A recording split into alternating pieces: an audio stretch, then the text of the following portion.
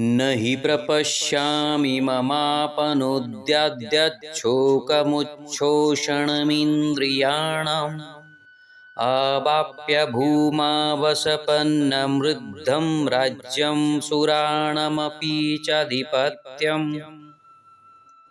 अर्जुन आगकू कहउछन्ति, एई युद्धरे जीतिबा परे मते जमी धन राज्य सबुकिछि मिलिजिब, किंतु मोर विषाद एवं दुख कम हबनी, जहाँकि मते एबे प्रतीत हेउअछि।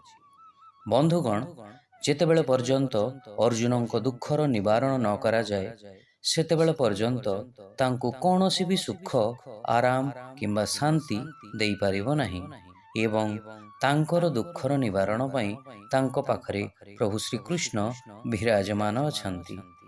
आपण भी बंधुगण, जदि कौनसी कारणरू दुखी होई जाइथांती, तेबे जे पर्यंत आपण से दुखर कारण न खोजंती, दुखर निवारण न करंती, सेतेबेले पर्यंत आपणको सुख मिली न थाए। बंधुगण, जदि ठीक भावरे देखा जाए, तेबे अर्जुनंक पीड़ा दुख विषाद द्विधा संदेह तांको पाई अत्यंत जरूरी थिला, कारण से जदि दुखरे एवं संदेहरे न थिले, बोध हुए तांको श्रीकृष्णंक द्वारा दिया जाइथिबा एई दिव्य ज्ञान मिली न थांता। शिक्षा जंत्रणा एवं दुख हेउछि ज्ञानर मूल। Pain is the root of knowledge. Hare Krishna.